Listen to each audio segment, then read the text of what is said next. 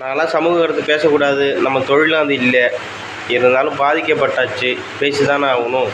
நானும் இருக்கேன்ல அதில், நானும் சோஷியல் மீடியாவில் இருக்கேன்ல, அப்போ நானும் பேசணும்ல.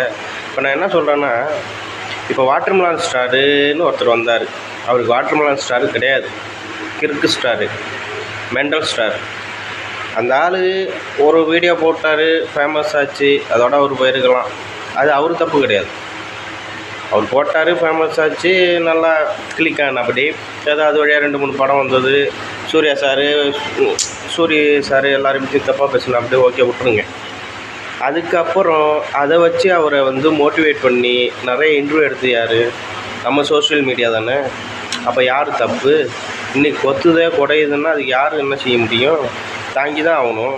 அன்றைக்கே சொன்னார், சிவாஜியோட மறுபிறப்பு,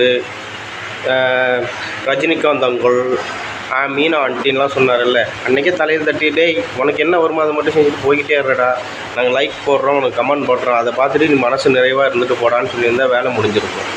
அதை விட்டுட்டு அவரை கூப்பிட்டு வந்து அப்படின்னு இப்படின்னு கொடுத்து இன்னமும் இன்டர்வியூ எடுத்துக்கிட்டா இருக்காங்க. பார்க்க சைக்கிள் அவரை ஊங்குறது அதெல்லாம் முடியல. தயவு செஞ்சு அதெல்லாம் நிறுத்திக்கிங்க. அது மட்டும் இல்லை, முடியல எங்களால், அழுவதான் வருது. ஸோ நிறுத்திங்க. அதோட பாய்.